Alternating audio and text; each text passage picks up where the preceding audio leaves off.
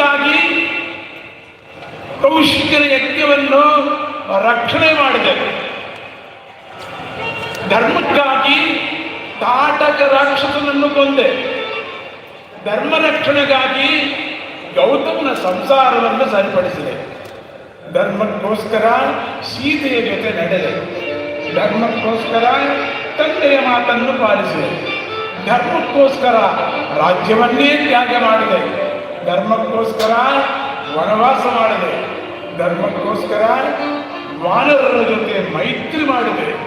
ಧರ್ಮಕ್ಕೋಸ್ಕರ ಹನುಮಂತನನ್ನ ಹಿಡಿದುಕೊಂಡೆ. ಧರ್ಮಕ್ಕೋಸ್ಕರ ವಾಲಿ ವಧೆ ಮಾಡಿದೆ.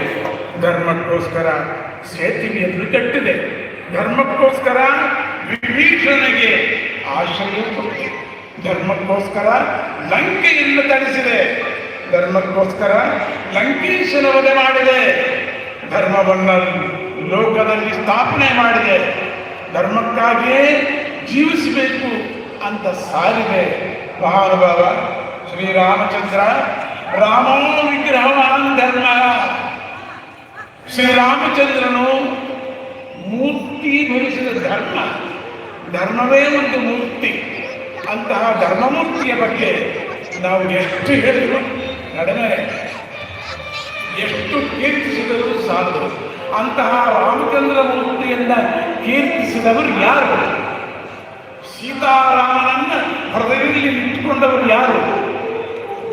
ರೋಮ ರೋಮದಲ್ಲಿ ರಾಮನಾಮವನ್ನ ಧರಿಸಿದವರು ಯಾರು? ಭಕ್ತರಲ್ಲೇ ಅತಿ ಶ್ರೇಷ್ಠನಾದ ಭಕ್ತ ಯಾರು? ಯೋಗಿಗಳಲ್ಲಿ ಮಹಾಯೋಗಿ ಯಾರು? ಜ್ಞಾನಿಗಳಲ್ಲಿ ಮಹಾಜ್ಞಾನಿ ಯಾರು? ಯಾರು ಯಾರು? ಆತನೇ ವಾನರ ಶ್ರೇಷ್ಠ. ಆತನೇ ಸುಗ್ರೀವನ ಸಚಿವ. ಆತನೇ ಕಪಿ ವೀರ. ಆತನೇ ವಾಯುಪುತ್ರ. ಆತನೇ ಮಹಾವೀರ. ಆತನೇ ಪಾವನನು. ಆತನೇ ಮಾರುತಿ. ಆತನೇ ಪಿಂಗಾಕ್ಷ. ಆ ಸ್ವಾಮಿಯೇ ರುದ್ರ. ಆತನೇ ಸಂಜೀವರಾಯ. ಆತನೇ ರಾಮಭಕ್ತ. ಆತನೇ ಶ್ರೀರಾಮದೂತ. ಆತನೇ ಲಕ್ಷ್ಮಣ ಪ್ರಾಣದಾತ. ಆತನೇ ಕಪಿ ಶೇಖರ. ಭಕ್ತಿ ಜ್ಞಾನ ವೈರಾಗ್ಯ ಸಂಪತ್ತಿ ಹೊಂದಿರುವನು ಅವನೇ ಮರ್ಕಟ ವಿಭು. ಬ್ರಹ್ಮಚರ್ಯ ದೀಕ್ಷೆಯನ್ನು ಹೊಂದಿರುವನು ಅವನೇ ಹರಿಕುಲೋತ್ತಮ. ಚಿರಕಾಲ ಜೀವಿಸುವ ಚಿರಂಜೀವಿ ಅವನೇ ವಾನರೋತ್ತಮ. ಕೋರಿದ ವರಗಳನ್ನು ಕೊಡುವ ದೇವೋತ್ತಮ. ಅಂತಹ ಮಹನೀಯನಾದ ಯಾರನ್ನು ಭಜಿಸಿದರೆ ಬುದ್ಧಿ ಲಭಿಸುತ್ತೋ ಅಂತಹ ಧೀರನಾದ, ಯಾರನ್ನು ಕೀರ್ತಿಸಿದರೆ ಬಲ ಲಭಿಸುತ್ತೋ ಅಂತಹ ಶೂರನಾದ, ಯಾರನ್ನ ಪೂಜಿಸಿದರೆ ಕೀರ್ತಿ ಲಭಿಸುತ್ತೋ ಅಂತಹ ಯೋಗಿಯಾದ, ಯಾರನ್ನ ಸ್ಮರಿಸಿದರೆ ಧೈರ್ಯ ಲಭಿಸುತ್ತೋ ಅಂತಹ ಜ್ಞಾನಿಯಾದ, ಯಾರನ್ನ ಸ್ಮರಣೆ ಮಾಡಿದರೆ ಭಯ ನಾಶವಾಗುತ್ತೋ ಅಂತಹ ಭಕ್ತನಾದ, ಯಾರನ್ನು ಸ್ಮರಣೆ ಮಾಡಿದರೆ ರೋಗವು ನಾಶವಾಗುತ್ತೋ ಅಂತಹ ಪೂಜ್ಯನಾದ, ಯಾರನ್ನು ಭಜಿಸಿದರೆ ಸೋಮಾರಿತನ ದೂರವಾಗುತ್ತೋ ಅಂತಹ ದೇವನ, ಯಾರನ್ನು ಧ್ಯಾನಿಸಿದರೆ ವಾಕ್ಶುದ್ಧಿ ಉಂಟಾಗುತ್ತೋ ಅವನೇ ಹನುಮಂತ, ಅವನೇ ಆಂಜನೇಯ.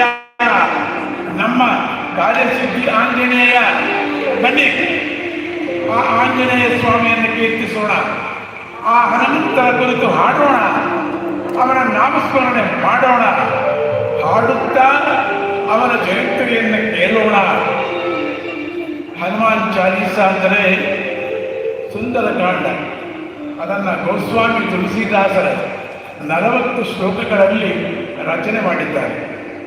ಈಗ ಆ ಹನುಮಾನ್ ಚಾಲೀಸವನ್ನು ನಾವೆಲ್ಲರೂ ಸೇರಿ ಏಕಕಂಠದಲ್ಲಿ ಪಾರಾಯಣ ಮಾಡೋಣ.